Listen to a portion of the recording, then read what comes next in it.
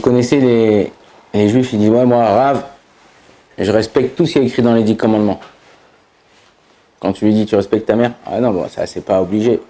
Tu fais Shabbat, non, c'est écrit dans les 10 commandements. Il faut savoir que les 10 commandements, comme ça il écrit Rashi dans Shirachirim.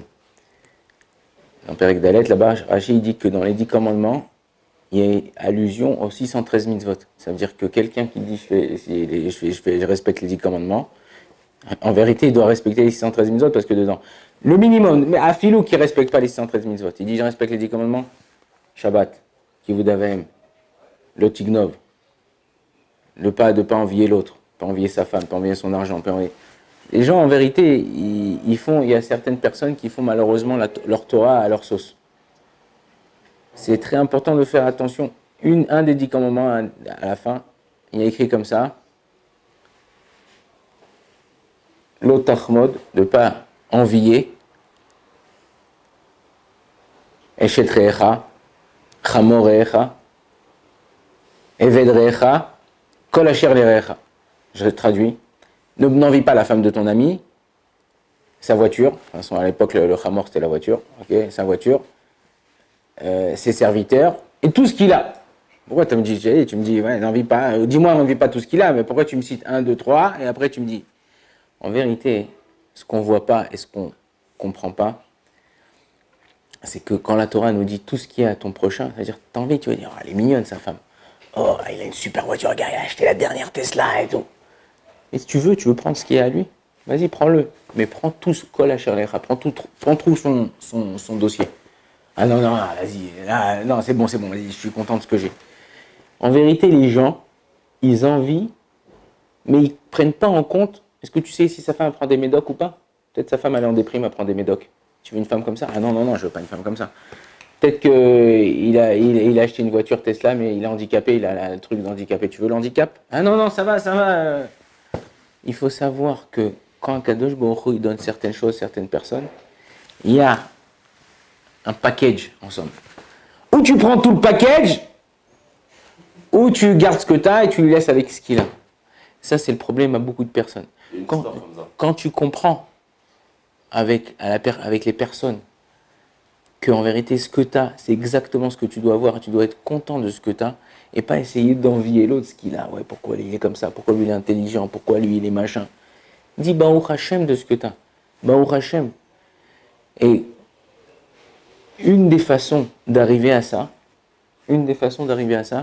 c'est d'aimer son prochain. On va dire quel rapport? Aimer mon prochain et de ne pas envier l'autre? Ouais.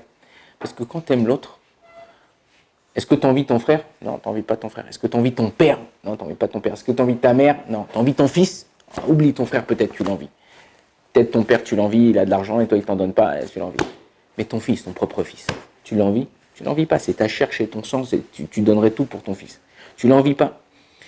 Pourquoi je vous dis ça? Parce que je suis passé ce matin, vous savez, ici à Ramot, dans tout le monde entier, il y a des ronds-points.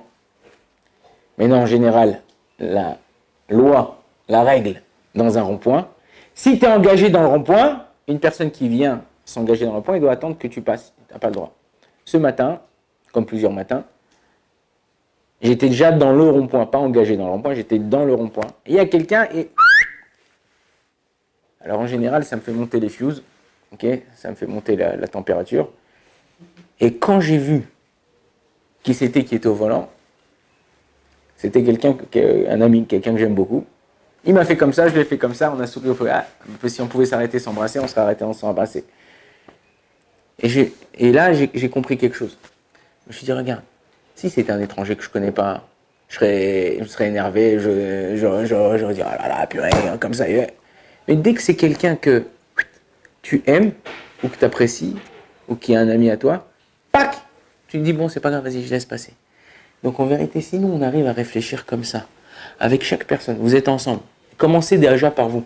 Vous êtes ensemble, vous êtes à l'Yeshiva, chacun il vient de Belgique, il vient de France, il vient de Marseille, il vient de... Essayez de dire, bon voilà, c'est mon pote, c'est pas grave, allez, je laisse passer. Et pourquoi? Parce que si tu arrives à faire ça aujourd'hui avec tes potes, avec tes amis, avec ceux qui t'entourent, demain tu arriveras à faire ça avec ta femme. Et tu n'auras pas de problème, tu auras moins de problèmes schlumbait. Mais si toi, chaque petit truc, ouais, il a fait ça, ouais, truc, non, je le laisse pas passer. Vas-y, je le laisse pas. Ah. Tu t'énerves, tu machin, tu truc. Demain, je peux te garantir, je te signe, que demain tu vas te marier, tu vas faire exactement la même chose avec ta femme. Quand je dis la même chose avec ta femme, et la femme, si elle aussi, elle ne travaille pas sur elle, elle fera la même chose avec son mari. Ok? Donc c'est important de faire attention que ce que l'autre il a, c'est à lui. J'ai pas le droit de le toucher. J'ai pas le droit de l'envier. Pourquoi? Parce que Akadosh Baruch Hu lui a donné ça à lui pour qu'il puisse le servir. Moi, aujourd'hui, pour pouvoir servir Akadosh Baruch Hu, il m'a donné ce que j'ai besoin, j'ai pas besoin de plus.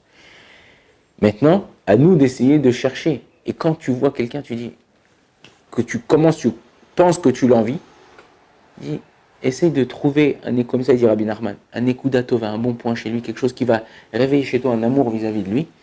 Et justement, tout va partir. Ah, ça y est, c'est mon pote, c'est mon frère, comme mon fils. Considère-le comme ton fils. Ah, mais il a 80 balais. Bah, c'est pas grave. Tu sais, dans les Gilgoulim, il n'y a pas de différence. Tu peux être plus jeune que la personne. Il y a un pasouk dans Télim qui dit comme ça. Az yemale sechot pinu ulshone nourina. On dit que quand le Mashiach il va venir, comme ça il dit David Amelech à la fin des temps, quand il va venir, on va rigoler, notre bouche elle va se remplir de sourires et de rire. Il dit pourquoi? Il dit les Midrash. Il dit parce que le papa, le fils, il est mort à 90 ans. Le papa, il est mort à 40 ans. Quand il va voir la résurrection des morts, ah, mon fils, mon père, ah, ils vont s'embrasser. Ils vont dire c'est ton père? Il dit non, c'est mon fils. Mon fils. Et on va commencer à rire, on va dire quoi, le fils il a 90, le père il a 45. En vérité, c'est comme ça que à la résurrection des morts, il va se passer des choses qui vont être tellement bizarres qu'on va en rigoler de ces choses-là. Et si toi aujourd'hui tu arrives à faire ça, alors la Géoula elle est déjà arrivée pour toi. La délivrance est déjà arrivée pour toi. Pourquoi? Parce que tu ne te prends pas la tête. Tu ne te prends pas la tête avec ce qui se passe. C'est vrai, ça s'est passé, c'est pas grave, allez, on avance. On essaye de voir. Je peux arranger, j'arrange. Tu peux pas arranger, alors quoi? Tu vas la grogner toute ta vie? Tu vas t'angoisser, tu vas pleurer, tu vas dire mince, mince. Lo alenu, lo alechem, les avdil et les fabdalot. Quand il y a quelqu'un qui meurt, tu pleures, tu l'enterres, tu t'assois Shiva, tu peux le réveiller? Tu peux pas, c'est quelque chose, c'est fini, ça y est, je peux rien faire, même si ils n'ont pas trouvé la piqûre qui fait résurrection des morts. Mais Akadosh Baruch Hu, il t'a donné un cadeau de quoi? De savoir pouvoir avancer. Il t'a donné ce cadeau, comme ça il est écrit dans les lois de Avelou, dans les lois de deuil, qu'Akadosh Baruch Hu, la Gemara rapporte qu'il nous a donné l'oubli. Il y a des choses des fois qu'il faut savoir oublier. Des choses des fois qu'il faut savoir que tu passes, t'avances. Il faut savoir oublier pour pouvoir réussir à avancer. Sinon, t'es bloqué. T'es bloqué, tu ne peux pas avancer. Tu t'embrouilles avec ta femme, tu t'embrouilles avec tes enfants, tu t'embrouilles avec ton patron, tu t'embrouilles avec tes employés, tu t'embrouilles dans le bus, tu t'embrouilles partout. Mais si toi, allez vas-y, c'est pas grave, on avance, on va faire. C'est pas moi, j'ai eu ça, ça devait arriver. Rabbi Nachman, il dit comme ça. Il dit quand il t'arrive quelque chose dans la vie, il dit ferme les yeux fort et pense à ton lien avec Akadosh Baruch Hu. C'est-à-dire pense à ce que Akadosh Baruch Hu il t'a fait, mais ne regarde pas, parce que si tu regardes dans le monde, tu vas dire, ah, nos yeux, elles transmettent un message au moar, ouais, au sérel, à la tête, et après la tête, il réagit avec le corps.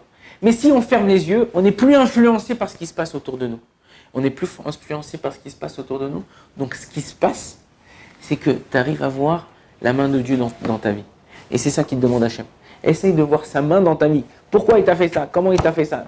Ok, il m'a fait ça. Mais donc, qu'est-ce que je dois faire? Je peux changer quelque chose? Non, je peux rien changer. Si tu peux changer, change-le. Si tu ne peux pas changer, avance dans ta vie. Si un homme il réfléchit comme ça, il pourra que réussir dans sa vie. Baruch Adonai Olam, Amen, Amen.